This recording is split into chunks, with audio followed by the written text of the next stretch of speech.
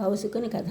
ద్రోణుని మరణానంతరం కర్ణుడు కౌరవ సైన్యాధిపతి అయ్యాడు. కర్ణునితో యుద్ధం చేస్తూ యుధిష్ఠిరుడు తన శిబిరానికి విశ్రాంతి తీసుకోవడానికి వెళ్ళాడు.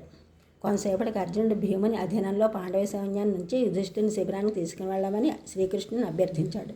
కృష్ణునితో తన శిబిరానికి వచ్చిన అర్జునుని చూచి వాళ్ళు కర్ణుని సంహరించి తన వద్దకు వచ్చారనుకున్నాడు యుధిష్ఠిరుడు. కర్ణుడు ఎలా సంహరింపబడ్డాడని అడిగాడు ధర్మరాజు. కర్ణుని ఇంకా చంపలేదని, త్వరలోనే అతన్ని వధించి తీరుతానని అన్నాడు అర్జునుడు. ఆ మాటలకు ధర్మరాజుకు అసంతృప్తితో కూడిన కోపం వచ్చింది. అర్జునుని తీవ్రంగా నిందించాడు.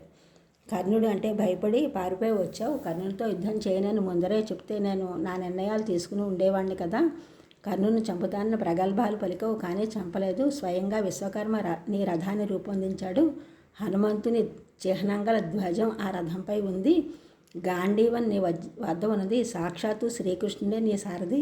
గాంధీవాన్ని ఎవరికైనా ఇచ్చేయి, నీ దగ్గర పెట్టుకునే అర్హత నీకు లేదు అన్నాడు ధర్మరాజు. ఆ మాటలకు అర్జునుడికి శరాఘాతాల్లా తగిలి వెంటనే అతని వరలోంచి కత్తిని తీయబోయాడు. వెంటనే శ్రీకృష్ణుడి కత్తిని చూస్తూ, ఎందుకు తీస్తున్నావు? ఇక్కడ నీకు శత్రువులు ఎవరున్నారు అని అడిగాడు.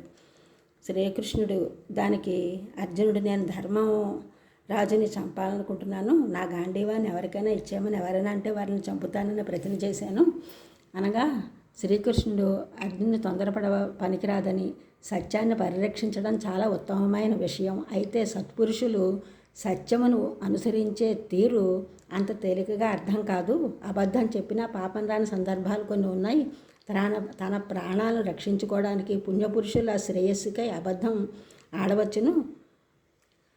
అది అధర్మం ఆచరించినట్లు కాదు. అయితే నిక్కచ్చిగా సత్యాన్ని పలకటం వల్ల పుణ్యం బదులు పాపం వచ్చిన సందర్భాలు ఉన్నాయని అన్నప్పుడు శ్రీకృష్ణుడు కౌశికుని కథ చెప్పడం మొదలుపెట్టాడు. పెద్దగా చదువుకోకపోయినా సత్యం మాట్లాడే కౌశికుని కథ అది. కౌశికుడు ఒక చోట కూర్చున్నాడు. అతని ముందు నుంచి కొంతమంది పరిగెత్తుకుంటూ వెళ్ళారు. కొంతసేపటికి ఒక దొంగల గుంపు వచ్చి ఆ పరిగెత్తుకు వెళ్ళిన వారి గురించి అడిగింది. సత్యాన్ని పలకటమే అత్యంత ఆవశ్యకమని భావించిన కౌశికుడు ముందు వెళ్ళిన వారు ఎటు వెళ్ళినది సూచించాడు. దొంగలు వారి వెంట వెళ్ళి వారిని సంహరించారు. సత్యాన్ని పలికి కౌశికుడు పాపం చేశాడు. మౌనంగా ఉన్నా పర్వాలేదు. అలా మౌనంగా ఉన్నా దొంగలకు తెలిసిపోతుందనుకుంటే వారిని తప్పుదారి పట్టించవచ్చు. యుధిష్ఠిరుడు చాలా బాధలో ఉన్నాడు. కర్ణుడు ధర్మరాజుని తీవ్రంగా అవమానించాడు. ఇది నేను ఫుల్ వీడియో పెట్టాను. ఈ ఛానల్ చూసిన వాళ్ళందరూ కూడా సబ్స్క్రైబ్ చేయండి, షేర్ చేయండి, లైక్ చేయండి, కామెంట్ చేయండి. సబ్స్క్రైబ్ చేసిన వాళ్ళందరికీ కూడా కృతజ్ఞతలు.